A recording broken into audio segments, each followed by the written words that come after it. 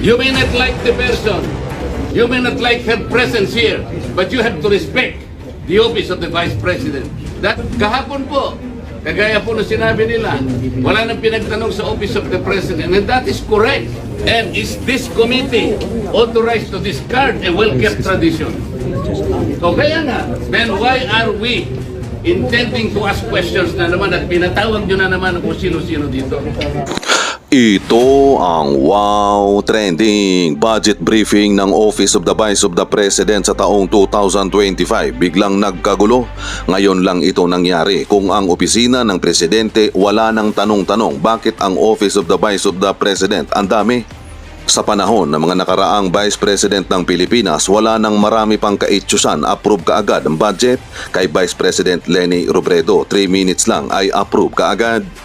Ito ay matapos na turuan ni Congressman Marcoleta at ipinaalala ang nakaugaliang tradisyon ng House na ang budget ng opisina ng Vice President ay hindi na kailangan pang halongkatin dahil imbis na pag-usapan ang budget sa taong 2025, abay pati ang mga nakaraang taon ay pilit nilang hinahanapan ng butas si Vice President Sara Duterte. Din sumipot si Inday Sara sa pagdinig ng Kamara. Ang rason ay ang latest na interview ni Inday Sara na ayon pa kay Inday na 2 tao lang naman ang nasusunod sa budget na yan, si Congressman Saldico at ang House Speaker Martin Romualdez. Sa manifestation nga ng convicted na si Franz Castro, dismayado siya sa hindi pagsipot ni Vice President Sara Duterte sa pagdinig ng budget ng Office of the Vice President. Sabi pa ni Castro na binuboykot tayo ni Sara, Bratinella to the max. Parang gustong bumawi ni Franz Castro sa nakaraang pagdinig na tinawag siyang convicted ni Vice President Sara Duterte.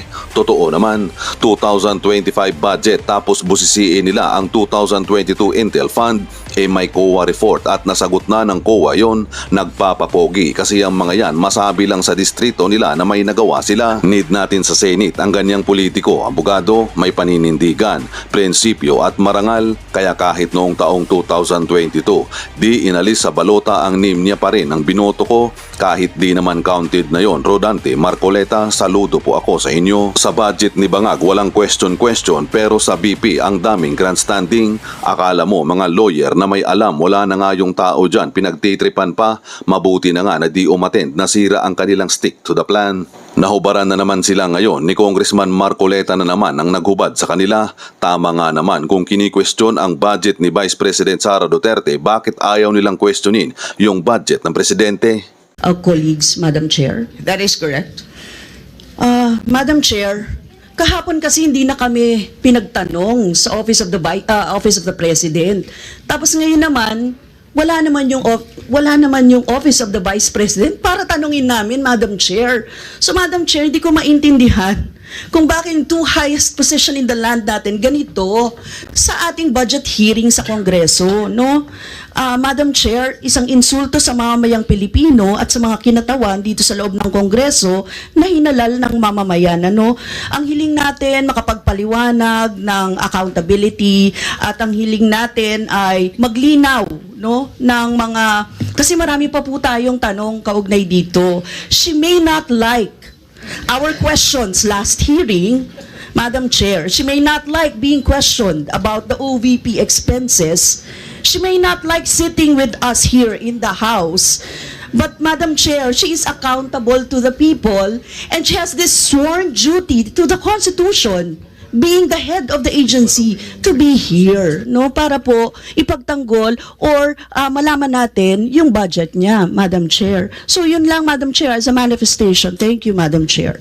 Madam Chair, may I manifest also? Kong Arlene? Sorry, Kong Franz. Madam Yes. Chair, pwede ba kami naman muna, hindi naman sunod-sunod na sila na lang. Madam Chair, please. So, Madam I'd Chair, I'd so like wala to, pa naman po before tayo you proceed, sa... before May you I proceed, raise a before you proceed, parliamentary Conference, inquiry, Madam Chair? before you proceed, I'd like to remind our members for orderly proceedings, please wait to be acknowledged Yes, before ma'am, you pero- speak. So sa ngayon po, dahil nauna po si Kong Franz, paunahin na muna natin siya. So Kong Franz, please proceed. puro sila And na then po I will yung- recognize you after. Kong Dante. Kakasunod, Madam eh. Medyo nauna lang po siya ng 1 second po. Di ba ang Kong Dante. ating tradition, unang minority, pagkatas majority? Wala pa po tayo Sunod-sunod sa naman sila. interpellation, Kong Oo nga Dante. po, pero gan maski na sa manifest dapat ganun din. Nauna lang po siya, so yes po. Kong Franz, please proceed. Thank you, Madam Chair. So, ang ibig sabihin nito ay kahit na binigyan natin ang Office of the Vice President na second time around na magpaliwanag do sa budget at magkaroon tayo ng pagkakataon na siya ay matanong dahil ito naman po talaga yung mandato natin dito sa Kongreso, no? Mabusisi yung budget. So, ang ibig sabihin po nito ay binoboykot niya tayo. Pagboboykot ito, Madam Chair, dahil wala pang akong natatandaan na ahensya ng gobyerno o executive branch na binoykot ang Kongreso dito sa budget hearing and deliberation. So ang ibig sabihin, Madam Chair, betrayal of her oath of office. Kahapon nakita ko yung kanyang video na ginagalang niya yung power of the purse ng Kongreso. Alam niya na tayo po yung nag-allocate or nagbabudget or nag-approve ng budget ng lahat ng ahensya. So dahil pinapaubaya niya na sa atin ito, na hindi niya man lang i-defend, kasi ang laki-laki nung, Madam Chair, yung budget for socio-economic program delivery, socio-economic projects and stakeholder. Ang ibig sabihin ba niyan, inaabandona niya na yung pinaplano niya siguro na mga constituents niya na bibigyan niya nitong mga programs na ito. So, Madam Chair, ang problema dito, no, talagang bratinela to the max, no, na ayaw na ngang matanong, no, umiiwas sa mga tanong, at eto pa, no, kapag gusto nating tanungin, hindi uma-attend doon sa kaya talagang Madam Chair, siguro later on, kung ano yung later on na lang po, Madam Chair, yung aking magiging pasya dito sa magiging budget at recommendation sa budget ng OBP. So, pasensya na po ang taong bayan, binoykot tayo ng Vice President. Salamat, Kong Franz. Kong Marcoleta, you're now recognized. Salamat po, Madam Chair. Yung hindi po pagdating ng ating pangalawang Pangulo ngayon, ang suspecha ko po ay dahil sa nangyari na mga pagtatanong nung nakaraang pagdinig. I have heard the volume and the barrage of questions asked by members of this committee to the Vice President. Despite the fact, Madam Chair, I heard her several times saying, I forgo the opportunity of defending the OBP budget for 2025 by question and answer, and I leave it to the House of Representatives to decide on such proposal as presented. That was the template of an answer given by the Office of the Vice President. Madam Chair, napilitan po akong mag-raise ng parliamentary inquiry. I think I have earned this. If I survive my term up to next year, I would have survived also, or I would have completed 18 years in this institution. And in this length of time, I have observed a tradition. The tradition is the two highest positions of government, namely the Office of the Vice President and the Office of the President, are not traditionally subjected to questions. I have observed this for so long a time. May I refresh the memory of the members of this committee, Madam Chair. In 2022, the Minority Leader, Honorable Libanan, citing courtesy to the Office of the Vice President, took only about 13 minutes to move for the termination of the budget of the Vice President. And after that, the Majority Leader seconded the motion. That was 2022, Madam Chair.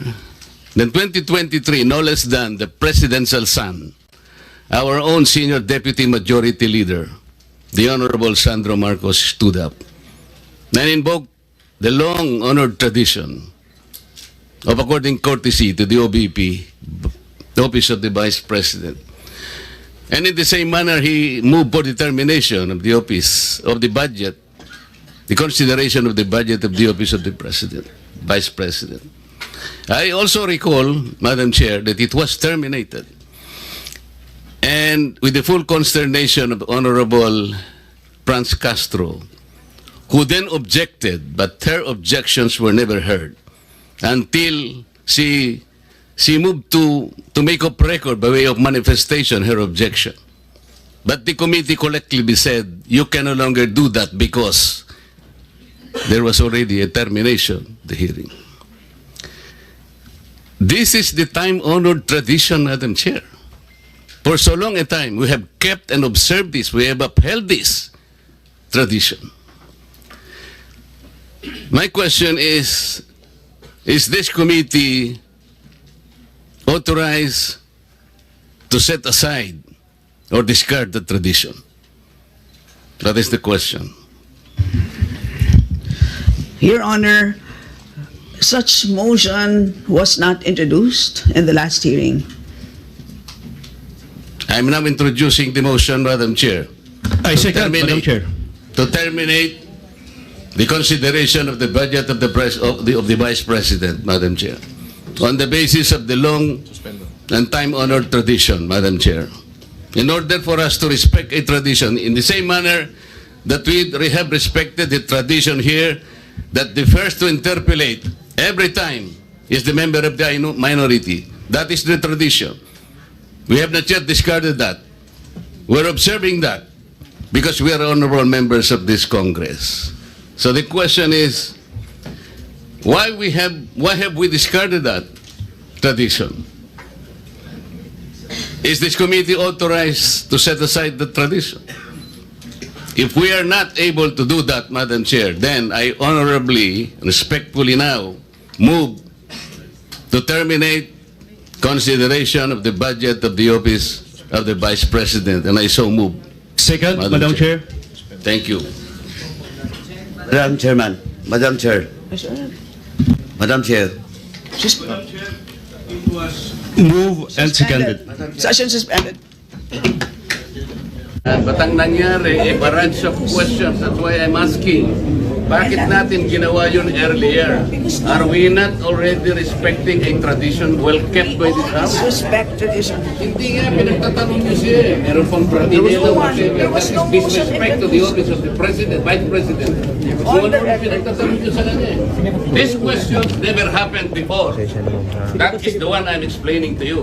It did not happen before. Now, ang tanong ko po, ba't nangyari po nung nakaraan, nangyayari na naman ngayon? We are talking of the office, not the person. Motion was introduced. You may not like the person, you may not like her presence here, but you have to respect the office of the Vice President.